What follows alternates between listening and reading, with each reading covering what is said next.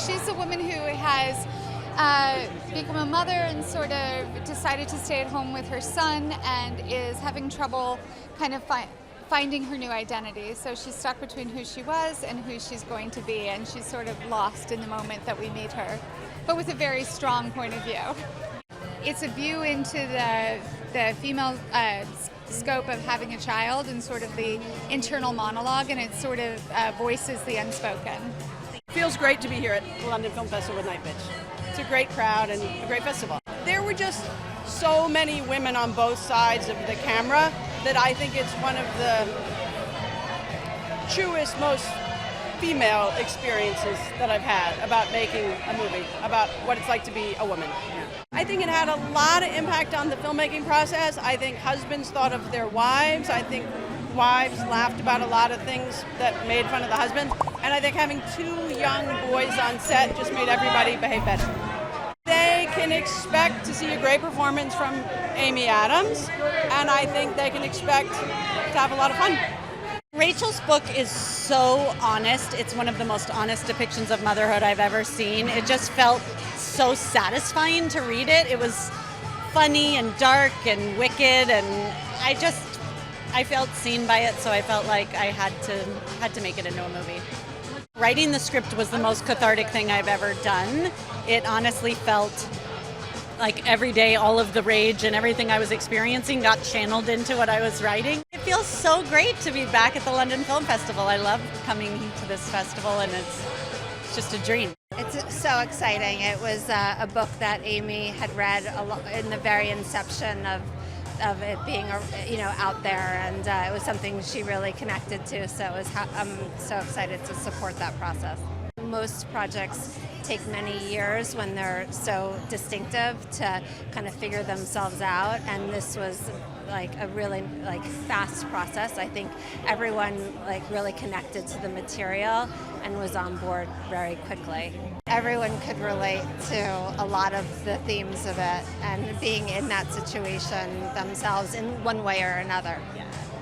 I was sent a copy of the novel before it was published from Sue Naegle, who was at Annapurna Pictures, and she was like, how would you feel about developing this with us? And I read it and kind of devoured it, which is actually what I did, but it sounds like I'm saying that as a weird pun for Nightbitch, but I devoured it and really loved the characters' point of view and Rachel's take on narration. It was just such a unique voice inside of a novel and a unique narrative, and that was the first thing that pulled me in. And then of course the subject matter and the way she portrayed mother, the relationship between mother and son and mother and husband, it just it felt very identifiable to me.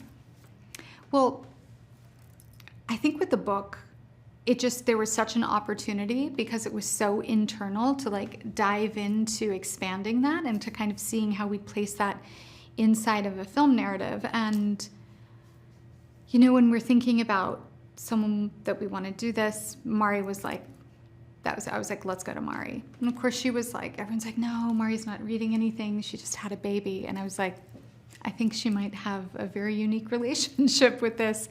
And it seemed like it was a great place.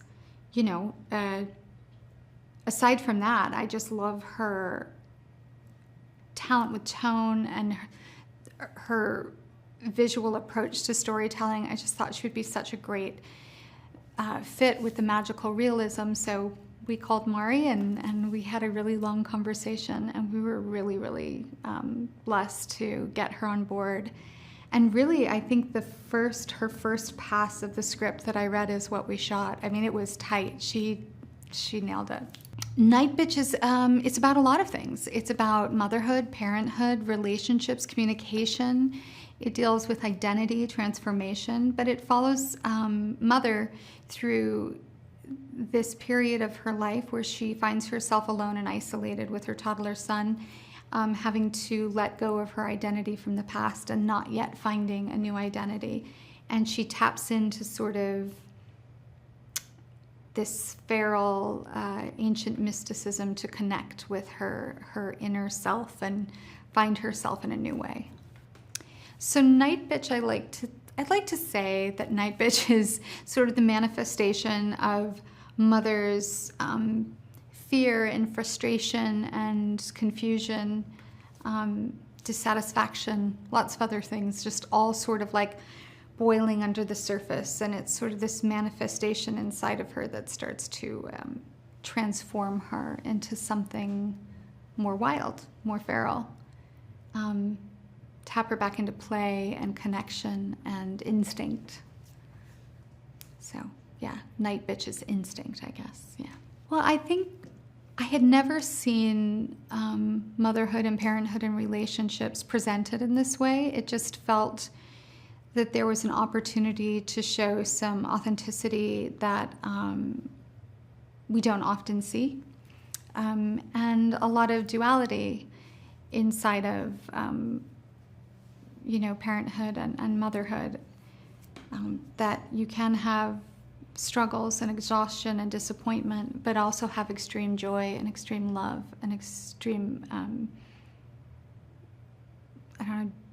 joy, really. And so it's that those two things can exist at the same time, and I really liked what the film had to say about that we don't live in a sort of singular space.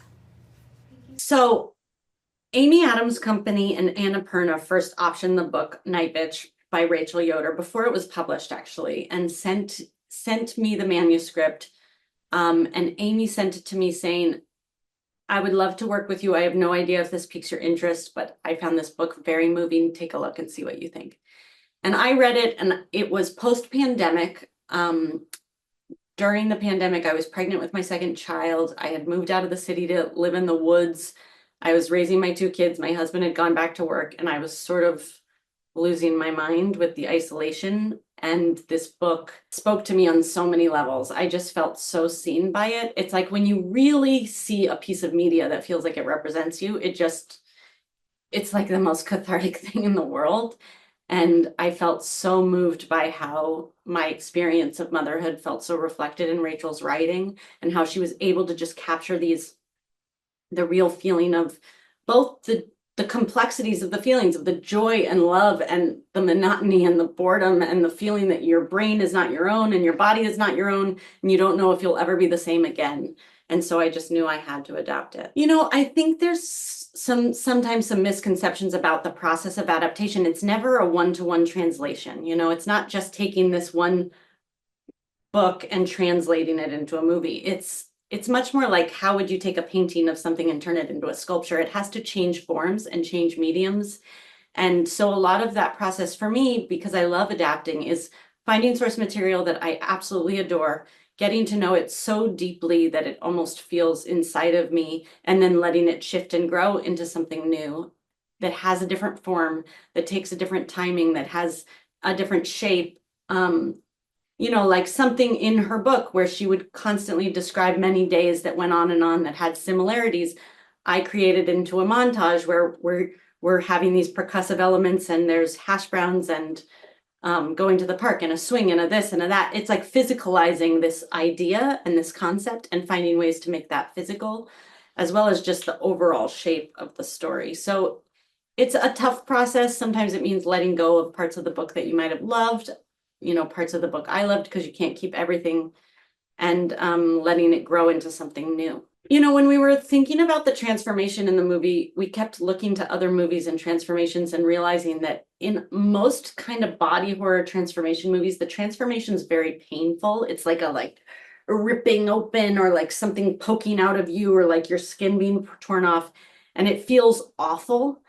And I realized this transformation needed to feel good. It needed to feel exuberant and like a catharsis, and like everything is finally coming to fruition.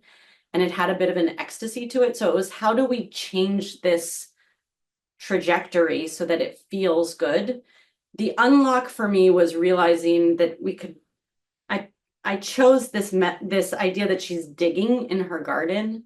It felt like it made sense for the story. She's sort of been excavating and digging through her past and her own mother and her grandmother, and thinking through her past life as an artist. She's sort of digging through her past to try and understand who she is currently. And at the same time, she's physically digging in her lawn. And that led me to how to build the transformation sequences out of that digging. You know, Amy is one of the best actors working. I think she's got a timeless quality. She is so emotionally tapped in. I keep thinking about the fact that right before this, I think the movie she filmed right before this was Disenchanted. And she came to this movie. Talk about a range. It's like she can sing, she can dance, she can be a Disney princess, and she can do this very raw, very intimate, very vulnerable work that I asked her to do in this movie. And she sort of moves between those two worlds so seamlessly. It's pretty incredible to witness. Absolutely. I mean, so much of what I brought to the script was bringing my own stories of my own mothering journey and my friends' mothering journeys to the story. And Amy and I talked so much about how we both feel and have felt, particularly in the first years of mothering. And those came to the story in so many different ways. Also, so much of the story is about long-term relationships and what it is to be in a long-term relationship, no matter whether you have kids or not. And the ways in which you can fall into ruts and roles and a division of labor that can feel unfair without you even realizing it. One person's career becomes more important than the other person's. You might move for that person or whatever it might be. And realizing that you can kind of wake up and go, wait, how did we get here? How is this? Did we make choices that led us here? Or did we just end up here? And then trying to reset and consciously make choices about how you want your relationship to work. So we talked a lot about that too, about what it is to be in a long-term relationship, whether it's a heterosexual, homosexual relationship, whatever it might be, that to kind of be able to redefine your roles throughout your relationship is, I think, the key to long-term success. You know, I think some of my favorite responses are when people say, I'm not a mother, or I don't have kids yet, but this movie made me think about my mom and I called her right afterwards. Or I think there is an invisible labor to motherhood, particularly, that we don't really talk about or acknowledge often. There's often sacrifices that go along with being a mom. You know, I know there are choices I've made along my path as a director that I wouldn't have made if I wasn't a mom, good and bad. And pretty much we all spend our time as moms. It's a pretty thankless job, but feeling seen is really meaningful. So I'm hoping this makes people feel seen. Thanks for watching. Make sure to like and comment on the video if you enjoyed it. Subscribe to the channel and hit the notification bell to be notified when new videos are released.